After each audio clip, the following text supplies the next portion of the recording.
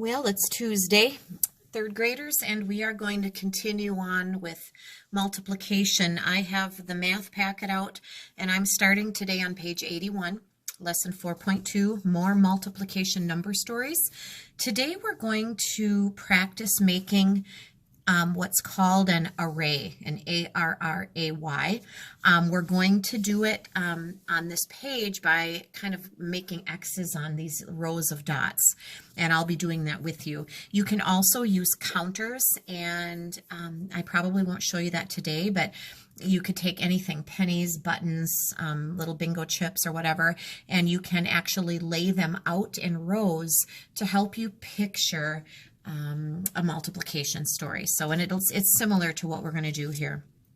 So let's get started with this right away. Please do this page with me. Pause the video if I'm going too fast. I have to keep the videos moving so they don't get too long, and you can watch them as many times as you need to. All right, so our first story says that Mrs. Kwan has 3 boxes of scented markers. Each box has 8 markers. How many markers does she have? Well, let's look at what we know. We did this yesterday. She has 3 boxes, so we would put a 3 under where it says boxes. How many markers per box? Well, if we go back and look, it says each box has 8 markers, so we can fill that in. How many markers does she have? That is an in all. Now, if you think about this, if she has 3 boxes, 8 markers per box, if we decided to add those, 8 plus 3 is 11, that's really not going to give us the right answer. That doesn't make sense. What we have is 3 sets of 8. You could draw a picture, kind of like I did yesterday with 3 boxes, and you could put 8 markers in each box and you could count them up. That would be fine. Let me show you how to use an array. Now, you could make your own array without little dots to help you. These dots are here to kind of help you keep everything straight, which is kind of nice. So I'm going to make 3 sets of 8. So I'm going to start on the top row of dots, and I'm going to just make an X, and I'm going to count to 8. 1, 2, 3, 4, 5, 6, 7, 8. So I went across and I did 8 X's. I'm going to do that 2 more times. So here's 1 box of 8. Then I'm going to go across again, and I really don't even need to count. I could count to 8 again, but I know it should end up right there. And then a third one.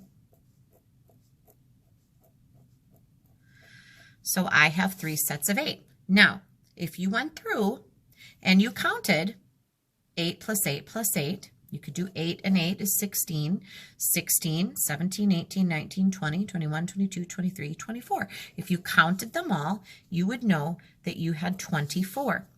You can do that. What we just did is we took 3 8 times, or 8 3 times, 3 times 8, the multiplication problem, and we got 24 total markers is what we have there. Okay? All right, I'm going to keep moving. If you need to stop it and finish that up before you go on, that's fine. Just pause the video. Monica keeps her doll collection in a case with 5 shelves. On each shelf, there are 6 dolls. How many dolls are in Monica's collection? All right, she has a case with 5 shelves on it. There are 6 dolls on each shelf, so we always go back and read carefully. How many dolls in all? That's what we don't know. So this is going to be 5 6s, or 6 5s, 5 6s. I'm going to make an array to help us solve this one. So 1, 2, 3, 4, 5, 6. That's 1 shelf with 6 dolls on it. Then here is our second shelf, our third shelf, fourth shelf, and a 5th shelf. So did I do that correctly? 1, 2, 3, 4, 5. So that's 5 shelves with 6 dolls on each shelf. That is 5 times 6. And now you could go through and count each one of those and get the answer. You also could count by 5s, which is a lot faster. 1, 2, 3, 4, 5. Each one of these columns going down has 5 in it.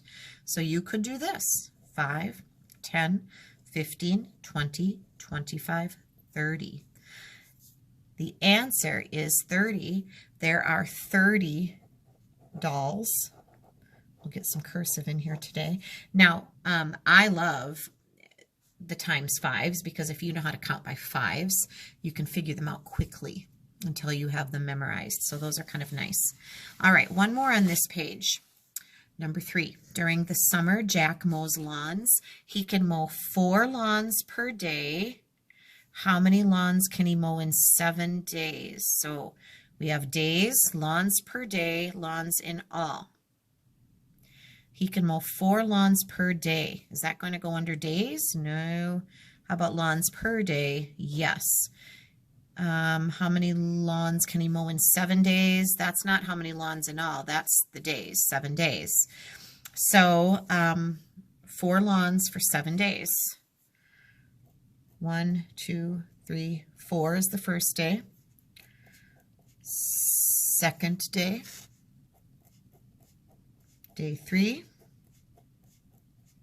day 4, day 5, day 6, and day 7. I'm going to double check. 1, 2, 3, 4, 5, 6, 7 times 4. That is 7 times 4. And we're trying to figure out how many lawns in all. We could count by ones, that's fine.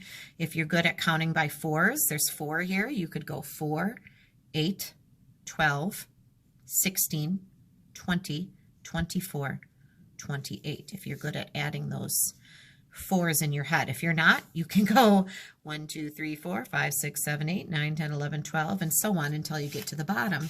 But you still should get the answer 28 lawns. So if you had bingo chips or what, like I said, pennies, anything like that, you could lay them out. You could put 4 in a row, 4 in a row, 4 in a row, 4 in a row, 7 times, and you'd have kind of a big organized array. These are called arrays. They help you kind of picture what you're doing when you multiply. So just another little look at what it means to multiply and strategies that you can use to solve that. Now, in our instructions, I asked you to try measuring these sides and adding them up for the perimeter, but I do want to go through these with you just to see how you did. So it says measure each shape in inches here, and it looks like the whole page is inches. So as long as we start out with inches and measure carefully, hopefully we'll be okay. So rectangles are nice. You really only have to measure the long side. I get exactly 2 inches, which means the bottom is also 2 inches. And remember, you're always making sure that you start where the 0 is, not necessarily on the end, because that's not where 0 is. The short side is 1 inch, and then adding the perimeter, 2 and 2 is 4, plus 2 more makes a perimeter of 6. Perimeter adding up the distance around all 4 sides. Let's take a look at this guy. Not quite as simple.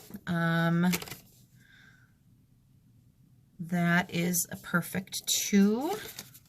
I like to kind of go around the shape from kind of clockwise. So that's just me. Now, what I'm seeing here, and they didn't say exact inches, I think I'm going to do it to the nearest half inch. I don't know if you did that. I see 1, and it's not 2, it's 1 and exactly halfway. That is 1 and 1/2 inches. So using some of our measurement skills from last unit, this side is exactly 1. Kind of looks like this one might be 2. Yes, this line goes for this one here is 1 and another 1. Now this is short, and I don't feel right about calling that 1. It looks like about a half inch to me. Let's check it out. Oh, it is exactly half. So here's 0, here's 1. The halfway mark with that darker line is your 1/2 mark, and we've talked about how to write 1/2 as a fraction. 1 over 2, you're talking about 1 out of the 2 parts that it would take to make that whole inch. So there's 1/2. Now, adding this up will be a little trickier. So let's try it. For a minute there, I thought my video wasn't going, but I see it is. Okay, so I'm going to add my whole inches first. 2 3, 4, 5, 6 whole inches, and then a half and a half. Well, if you put 2 halves together, what do you have? If you put 2 halves together, you have another whole. So that would make a total of 7 inches. I'm going to keep going. That video is getting long already, I see. Here we have a T-shaped kind of shape.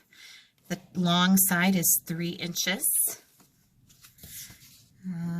Short side 1, which means this side is 1.